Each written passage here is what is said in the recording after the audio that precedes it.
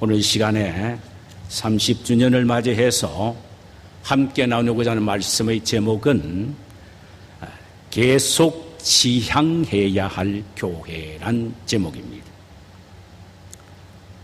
본문은 데살로니가전서 1장 1절에서 10절까지의 내용입니다. 김연숙 씨가 쓴 흔들리는 신앙 붙들어 주소서라는 책이 있습니다. 그 책 속에는 미국 이민 와서 22년 동안 108번의 교회를 옮긴 한 장로님에 관한 이야기가 소개되고 있습니다.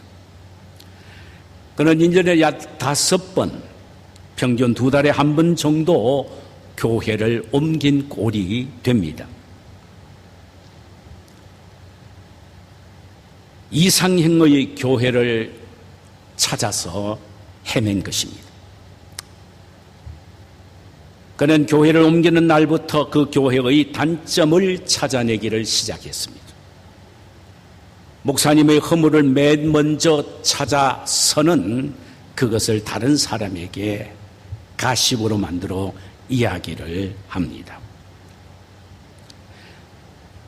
그리고 교회의 주보는 이렇고 성가대는 이렇고 주방은 교인들의 태도는 이렇고 하면서 그들의 허물들을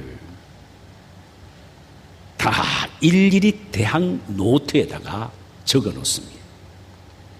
108교회의 단점들을 추려서 적어서 대항 노트를 귀한 보배처럼 끌어안고 다녔습니다. 그가 병이 들어서 죽게 되자 그를 장례해 줄 교회가 아무도 없었습니다. 왜냐하면은 교회를 내 교회처럼 섬겼던 교회가 없었기 때문입니다.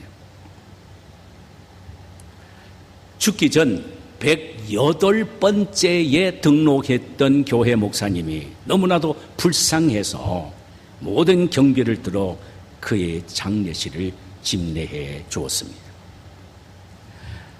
만일 이분이 천국에 올라가 주님 앞에서 108교회의 허물들을 빽빽하게 적어 놓은 두툼한 노트를 주님의 앞에 내려놓는다면 주님은 어떻게 하실 것 같습니까? 만일 그분이 진심으로 그렇게 한다면 아마도 주님은 그의 허물들을 빽빽하게 적어 놓으신 쇠펠 책들을 그의 앞에 던지고서는 네의 허물과 죄악이다 한번 들여다봐라고 말씀하실는지도 모를 것입니다. 모든 사람들은 이상형의 교회를 찾습니다. 그러나 이상형의 교회는 이 지상에는 존재하지 않습니다. 교회란 스스로 죄인이라고 자처하는 사람들이 모이는 죄인들의 수용소이기 때문입니다. 그러나 비록 이상형의 교회는 없다 하더라도 주님은 모범적인 교회를 세우셔서 오늘날 지상교회들로 하여금 그 교회를 본받고 신앙생활하기를 원하셨습니다. 예루살렘 교회를 필두로 해서 필라델피아 교회, 서마나 교회, 그리고 오늘 우리가 함께 나누게 될 데살로니가 교회 등등일 것입니다. 저는 그 많은 교회 가운데 데살로니가 교회를 참 좋아합니다. 지금부터 30년 전 어떤 교회 청병을 받아 제가 아직 어린 아이 둘과 아내와 함께 필라델피아에 왔습니다. 와보니 상황이 달라졌습니다. 그래서 제가 두 가정과 함께 교회를 집에서 시작을 했습니다. 2달 만인 1993년 6월 6일 미국 교회를 빌려서 공식 예배를 드렸습니다. 저는 이민교회 시작 첫 주일 설교를 앞으로 우리 교회가 지향해야 할 교회는 데살로니가 교회로 생각해서 이 말씀을 전함으로 소망을 가슴에 품게 되었습니다. 이제 올해로 30년이 되었습니다. 초심으로 돌아가 우리 교회가 계속 지향해야 할 대사니까 교회에 대해서 다시 한번 생각해보고 이 교회에 향한 우리의 열정에 한번 불을 붙여보기를 원합니다. 데살로니가 지역은 고대 헬라의 알렉산더 대왕을 배출한 마게도냐 지방의 수도로서 아시아에서 유럽으로 들어가는 첫 관문이었습니다. 따라서 그곳은 헬라 문명의 중심이었고 동서 문물이 교류되는 요충 지역이기도 했습니다. 바울은 지리적으로 매우 효과적이었던 이 지역을 유럽의 전진 기지로 여겨서 제2차 전도 여행 시에 이곳에 바로 교회를 세운 것입니다. 그 교회의 역할의 중요성 때문에 그는 그곳에서 상당히 오랫동안 목회를 하기를 원했습니다. 그러나 갑자기 불어닥치는 박해 때문에 더 이상 머무르지 못한 채 새 안식일 꽉 찬 2주일만 그곳에서 복음을 전하다가 밤에 디모데와 실라를 데리고 베레아로 피신하게 됩니다. 그런데 그곳까지 박해자들이 찾아와서 또 괴로움을 줍니다. 그래서 더 이상 견디지 못한 채 이제는 새로운 전도지를 찾아서 아덴을 떠나게 됩니다.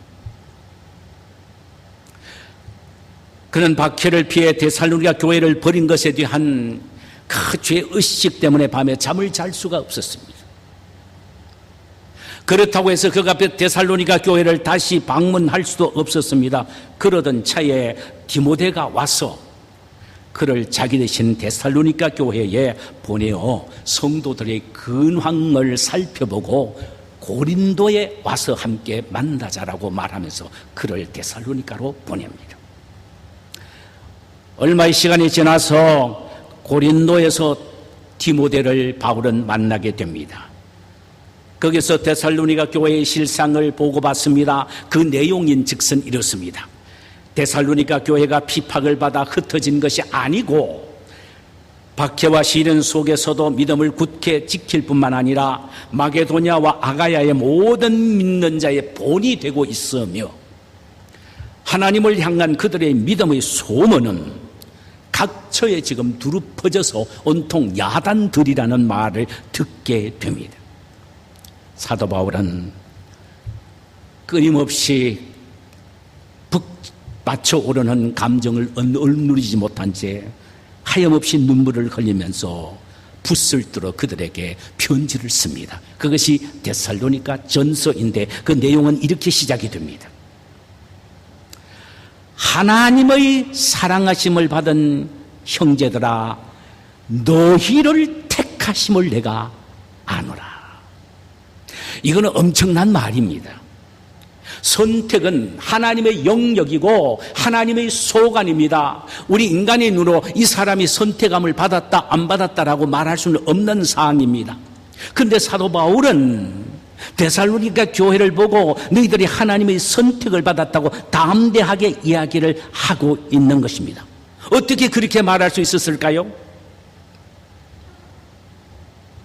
그것은 누가 보더라도 하나님의 택하신 증거가 데살로니가 성도님들의 신앙과 삶 속에서 분명히 드러나 보이게 되기 때문입니다. 그러니까 모범적인 교회 모습이 외적으로 드러나고 있다 이 말입니다. 사도 바울의 마음을 감동시켰고 유럽과 아시아 여러 교회에 신선한 충격을 주었던 데살로니가 교회의 모범적인 믿음의 특징, 이걸 보고 바울은 하나님이 말할 것 없이 너희들을 택하셨다라고 말하는데, 그러면 이들의 믿음의 특징이 무엇이었습니까? 첫째로는 이 교회는 믿음의 역사가 일어났던 교회였습니다. 3절에서 데살로니가 교회를 위하여 기도할 때마다 그 교회의 믿음의 역사를 보고 하나님 앞에 눈물의 감사를 드렸다고 했습니다. 믿음의 역사란 믿음으로 파생된 역사를 의미합니다. 우리가 믿는 믿음의 핵심은 예수 그리스도이십니다. 그분이 죽으시고 부활하셨다는 이 사실이 바로 우리가 믿는 캐리그마, 믿음의 핵심입니다.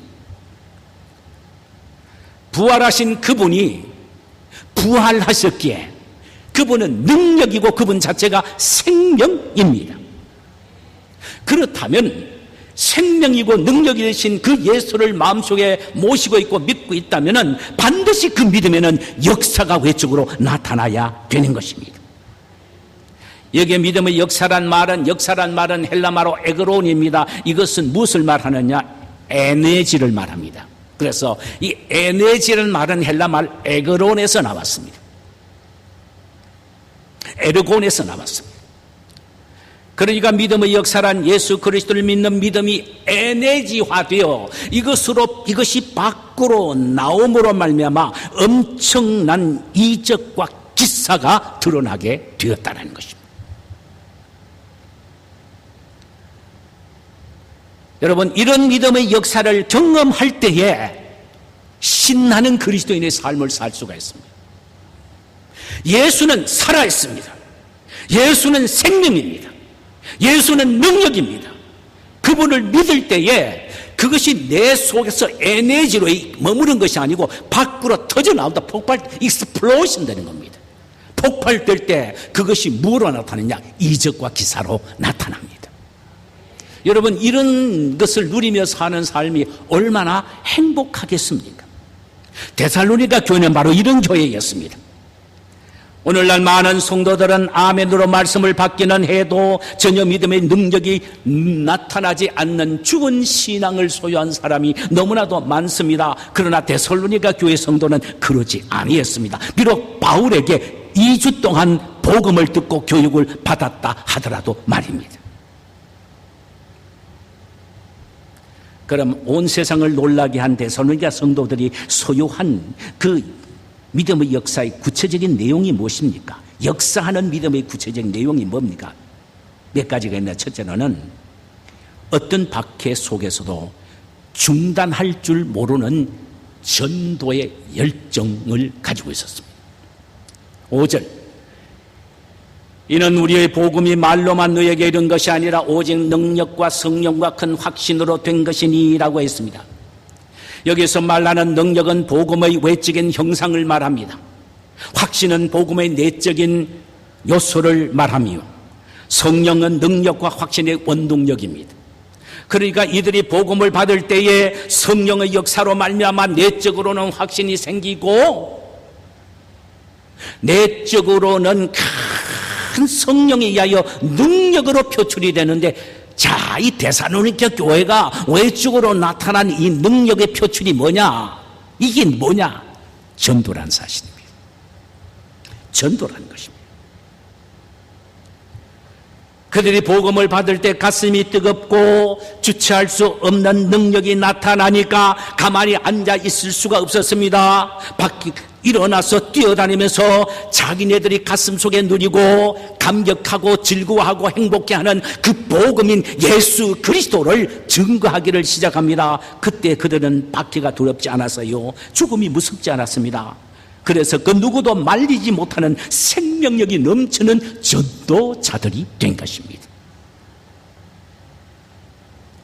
사랑하는 성도 여러분, 교회가 그 능력이 있는 교회인지 아닌지를 알 수 있는 방법은 그 교회의 성도들의 발걸음을 보면 압니다. 복음을 들고 나가서 전도하는 발걸음인지, 그렇다면 세상을 즐기며 좋아하며 세상과 만끽하기 위한 타락된 발걸음인지 성도들이 발걸음을 보면 안다라는 말씀입니다.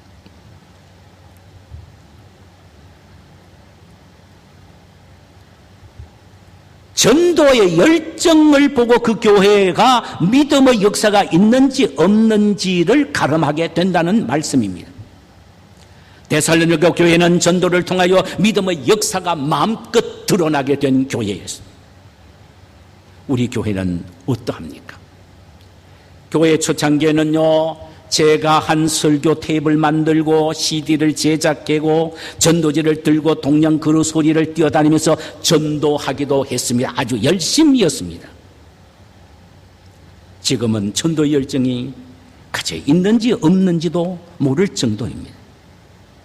이는 믿음의 역사가 일어나는 교회가 아니고 힘이 빠졌다는 사실입니다. 다시 불을 붙여야 할 우리의 사명입니다. 이 교회에 두드러진 또 하나의 믿음의 역사는 환난 속에서도 기뻐했다는 사실입니다. 6절 보니까 또 너희는 많은 환난 가운데서 성령의 기쁨으로 말씀을 받아 우리와 주를 본받는 자가 되었다라고 했습니다. 데살로니가 교회는 처음부터 핍박 가운데 세워졌고 핍박 속에서 성장했습니다. 그들의 핍박에 대하여 데살로니가전서 2장 14절에는 이렇게 기록하고 있습니다. 형제들아 너희가 그리스도 안에서 예수 안에서 유대에 있는 하나님의 교회들을 본받는 자가 되었으니 그들이 유대인에게는 고난을 받음과 같이 너희들도 너희 동족에게서 동일한 고난을 받았느니라.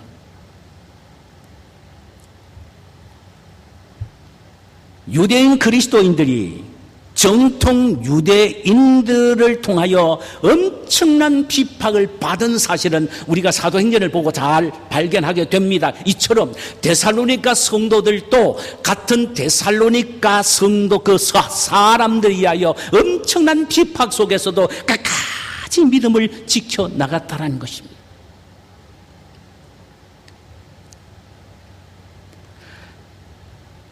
데살로니가 성도들은 그야말로 살인적인 고난 속에서도 성령이 주신 기쁨으로 그 고난을 이겨나갔던 것입니다.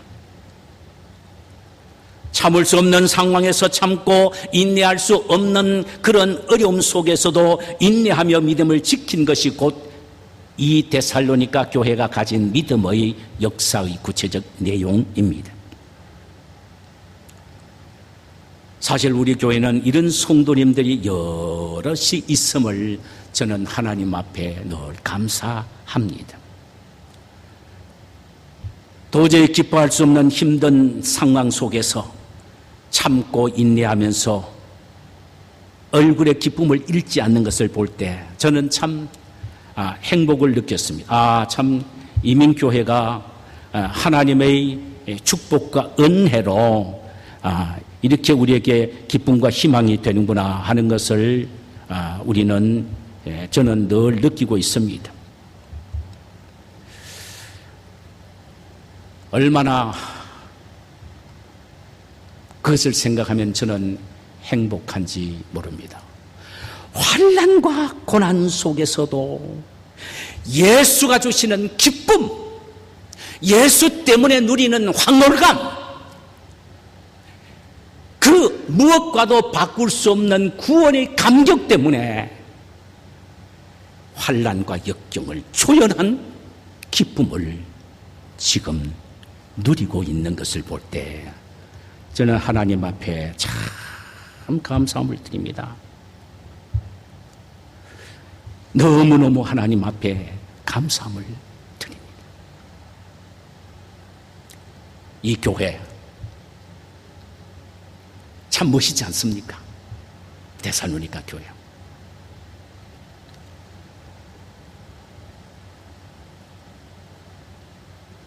환난 속에서도 기뻐하는 그 기쁨 자랑스럽습니다. 이 세상은 고해와 같습니다. 환난과 역경이 우리의 삶 전체를 뒤덮고 있습니다. 그것을 이길 수 있는 힘이 뭡니까? 예수입니다. 예수. 그것이 복음입니다. 그것은 성령의 능력에 의하여 되어지는 것이에요. 그래서 데살로니가 교회는 그 속에서도 기뻐하며 즐거워했습니다. 데살로니가 교회의 믿음의 역사적인 구체적인 내용 또 하나는요, 결단이 있는 교회였습니다. 결단. 어떤 결단입니까? 우리는 데살로니가 교회가 가졌던 결단이 어떤 결단인지를 한번 보십시다. 9절 보면은 그들이 우리에 대하여 스스로 말하기를 우리가 어떻게 너희 가운데에 들어갔는지와 너희가 어떻게 우상을 버리고 하나님께로 돌아와서 살아계시고 참되신 하나님을 섬기는지와 그랬습니다.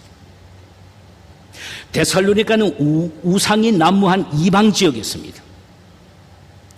그런데 이 이방 지역에서 그 유혹과 미혹과 어려움 속에서도 자신들이 가지고 있는 믿음을 결단하는 것은 쉬운 게 아닙니다. 그런데 데살로니가 성도들이 어떻게 했는지 아세요? 예수 그리스도를 그들이 받아들이고 난 이후에 그 순간부터 자신들이 지금까지 믿고 의지하고 섬겨왔던 우상을 어떻게 해요? 하루아침에 버리고 그랬습니다. 버리고. 그리고는 메타노이아, 완전히 턴어라운드 한 겁니다. 완전히 돌아선 겁니다. 누구에게로? 하나님께로 돌아선 겁니다. 그리고는 그분을 섬깁니다. 여기 섬긴다는 말은 그분에게 자신을 전부 드렸단 말입니다.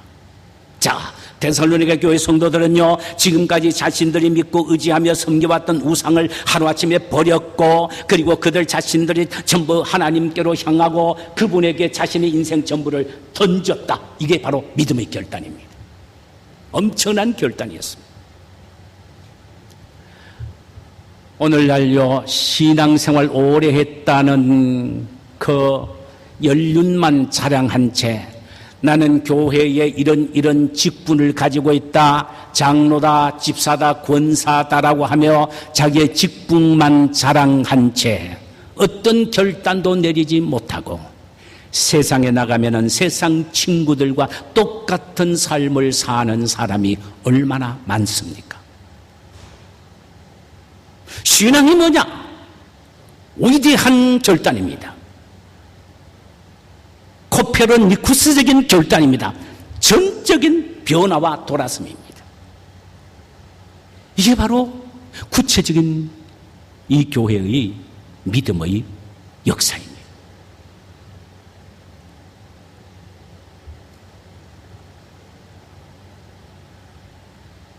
그들의 믿음이 어느 정도로 대단했느냐면요, 한번 보세요. 8절에 주의 말씀이 너희에게로부터 마게도니아와 아가예에만 들릴 뿐 아니라 하나님을 향하는 너의 믿음의 소문이 각처에 퍼졌으므로 우리는 아무 말도 한 것이 없노라. 말할 게 없다 이 말이에요. 각처에 퍼졌다. 아니 여러분 생각해 보세요. 제가 이 교회의 매력을 어디서 찾았냐면요, 몇십 년 동안 바울에 의하여 말씀을 들은 것도 아니고 양육받은 것도 아닙니다. 딱 2주입니다. 2주 동안 바울에 의하여 복음을 듣고 양육을 받은 이들이 얼마나 그들의 신앙이, 믿음의 역사가 아름다웠는지 그 주변에 있는 아시아와 마게도냐와 일대 전체의 성도들에게 소문이 퍼질 정도가 되었다 이 말이지요.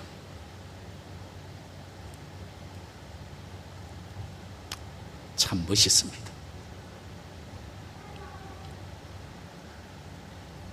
아, 저 교회는 저렇다. 얼마나 멋있는가. 이민 교회 이런 표상이 돼서 좀 자랑이 되었으면 좋겠습니다. 자랑이 됐으면 좋겠습니다. 저는요, 우리 후임 오 목사님에게 제가 이야기합니다. 내 눈치 보지 말고 목회하라. 한번 양림원교회가 이런 교회구나 하며 필라델피아뿐만 아니라 이민교회까지 영향력을 미치는 소문이 두루 퍼지는 그런 교회가 되었으면 좋겠다. 좋은 소문입니다. 나쁜 소문이 아니고 좋은 소문이 그렇게 퍼지는 교회가 되었으면 좋겠다라고 제가 늘 그 이야기를 합니다. 부담스럽죠? 그런데 후임자는 부담스러워야 됩니다. 어쩔 수 없어요. 그렇게 했습니다. 우리 교회가 그렇게 됐으면 좋겠습니다. 그 다음에 또 하나 마지막으로 생각해 볼 것은요, 믿음의 역사, 이 교회는 어떠한 믿음의 역사냐? 사랑이 참 대단했던 교회였습니다. 대단했던 교회였습니다.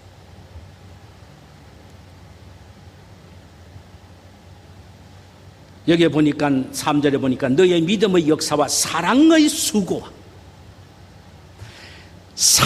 수고가 넘치는 것이 이 교회의 특징이었습니다. 믿느냐? 역사가 있느냐?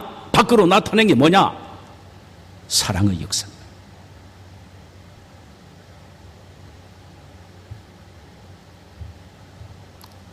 이 교회에 대한 사랑에 대해서는요, 내가 사랑에 대해서 이야기할 필요가 없을 정도로 이 교회는 사랑이 충만하다라고 말하고 있습니다.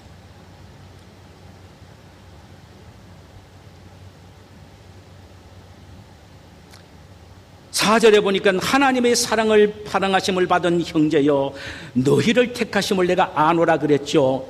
하나님의 사랑을 받은 사람, 하나님의 사랑의 깊이와 높이와 길이와 넓이를 아는 사람, 경험한 사람만이 사랑을 할 수가 있습니다. 물론 하나님은 어떤 사람에게 사랑을 주고 어떤 사람에게는 사랑을 주시지 않는 것이 아닙니다. 모두에게 사랑을 주십니다, 하나님은요. 그런데 그 사랑의 깊이와 높이와 길이와 넓이를 경험하고 알고 확신하는 사람만이 진심으로 그 사랑을 다른 사람에게 나누어 줄 수가 있단 말이죠.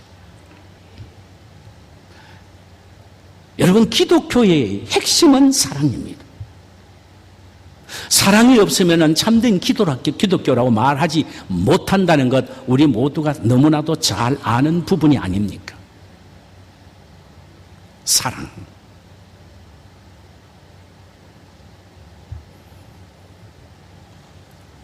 오늘날에도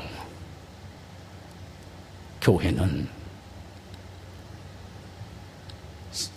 사랑이 있어야 되고, 성도는 사랑이 있는 교회를 찾기를 원합니다.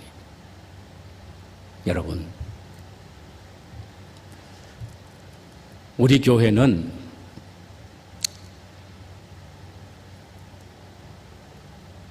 제 목회의 끝자락에 와서는 이 교회가 사랑이 있는가라고 의심할 정도로 사랑이 말라붙었습니다. 끝자락에 와서는. 믿음의 형제끼리 사랑은 고사하고 간에 자기네들을 30년 동안 섬긴 목사까지도 우습게 생각할 정도의 사람들이었습니다. 사랑이 없는 것이죠. 그래서 제가 엄청난 결단을 내렸습니다. 제가 지금 말할 수 있는 것은 지금은 참 사랑으로 성도들이 든든하게 서 있구나. 이제는 이후에 후임 목사님이 능력 있게 이 교회를 사랑이 넘치는 교회, 사랑의 역사가 일어나는 교회로 양육하면 되는 것입니다.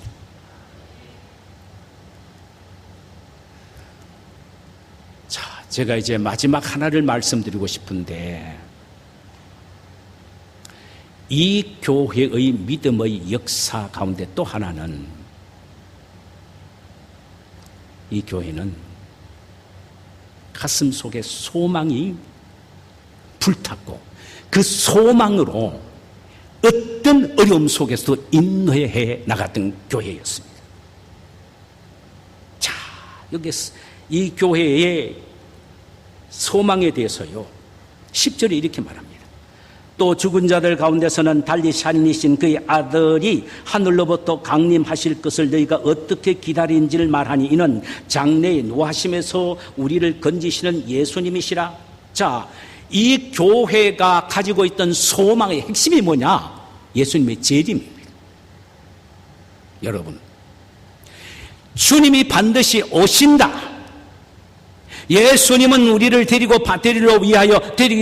반드시 오신다. 예수님이 오실 때는 우리가 이 세상에서 신앙생활하며 당했던 수많은 아픔과 슬픔과 고통과 눈물을 주의 병에 담아 놓으셨다가 우리에게 상급으로 주실 때가 오실 것이다. 그 희망과 소망을 갖는다면요, 우리의 삶의 현장이 아무리 힘들고 어렵더라도 우리는 얼마든지 그 소망을 바라고 인내할 수가 있는 것입니다. 참, 이 교회가요, 데살로니가 교회가 오랫동안 바울로부터 훈련을 받거나 교육을 받은 것이 아닌데도 이렇게 신앙이 균형 잡혔습니다. 기가 막힙니다. 어느 하나 흠 잡을 데가 없습니다. 그들이 이 세상에 어렵고 힘드는 고난 속에서도 인내할 수 있는 버팀목이 뭐냐? 소망, 재림에 대한 소망이었습니다. 여러분, 예수님은 반드시 다시 오십니다. 예수님은 반드시 다시 오십니다. 여러분, 우리를 든든하게 세우고 승리케 하는 것은요, 재림 신앙임을 잊지 마시기를 바랍니다. 내 마음속에 재림 신학이 식어지면요, 어느 순간인가 우리의 믿음이 시들어져 버리고 맙니다. 우리는 세상의 환난과 역경과 어려움 속에 넘어져 버리고 맙니다. 교회를 처음 시작했을 때요, 필라델피아 원망 불평하고 아주 그 문제 있는 사람들은 다 모인 것 같아요. 그래서 이 감당을 못 하겠더라고요. 어떻게 하면 이 가정을 치료할 것이냐, 이 개인을 치료할 것이냐. 그래서 제자훈련 시작한 거예요. 그래서 제자훈련 시작한 거예요. 한 사람 한 사람, 내 인간의 말로서 설득을 해서 그들을 세우는 게 아니라 하나님의 말씀, 그것도 이 세상이 전부가 아니고 반드시 내세가 있고 예수님이 우리를 다시 데리고 그 영광스러운 나라로 이끌기 위해서는 다시 오신다는 재림 신앙이 이들을 이렇게 세울 수 있는 능력의 원동력임을 알고 제자 훈련을 하면서 집중적으로 그 면에서 우리가 가르치고 실천하며 몸부림을 치며 하나님의 말씀 앞에 가까이 가기 위하여 노력을 했습니다. 그런데요, 역시 하나님의 말씀입니다. 괜히 인간의 말요, 얄팍하게 괜찮습니다, 좋아질 겁니다, 그 말 할 수도 있죠. 안 좋아집니다 하는 말보다는 훨씬 기분 좋은 이야기입니다만, 그러나 아무 의미 없습니다. 소용이 없습니다. 예수님의 말씀, 소망의 말씀, 예수님이 다시 오신다는 재림에 대한 소망의 말씀을 마음속에 심어주니까 그 위에 믿음이 든든하게 서게 되니까 사람의 얼굴빛이 달라지더란 말이에요. 사람이 바뀌어지더란 말입니다. 그가 바뀌어지니까 가정이 바뀌어지고 삶이 바뀌어지더란 말입니다. 이 놀랄만한 기적이 재림 신앙에 대한 소망 때문이었습니다. 여러분 모두 예수 그리스도를 구주로 믿을 뿐만 아니라 그분이 말씀하신 그대로 가신 그대로 다시 여러분들과 우리 모두를 대리인으로 오신다는 사실을 믿게 되시기를 주님의 이름으로 축원합니다. 그리고 마지막 하나 제가 말씀을 드릴 것은요, 이 데살로니가 교회가 어떻게 이런 믿음의 역사를 일으키는 교회가 되었느냐라는 것입니다. 2장에 보면은 기가 막힌 말씀 하나가 나옵니다. 바울이 이렇게 말합니다. 너희가 우리의 말을 들을 때 사람의 말로 받지 않고 하나님의 말씀으로 받았기에 너희들이 지금의 신앙이 그렇다라고 말씀을 합니다. 바울이 진단을 해줍니다. 사람의 말로 받지 않고 하나님의 말씀으로 받을 때입니다. 후임 목사님이 우리 교회를 이끌어 나가실 때예요. 그 입에서 나오는 말, 비록 젊었지만 사람의 말로 받지 말고 하나님의 말씀으로 여러분이 받고 순종하며 나갈 때에, 여러분 계속적으로 데살로니가 교회처럼 믿음의 역사와 사랑의 수고와 소망의 인내로 승리하며 든든히 서는 역사가 있기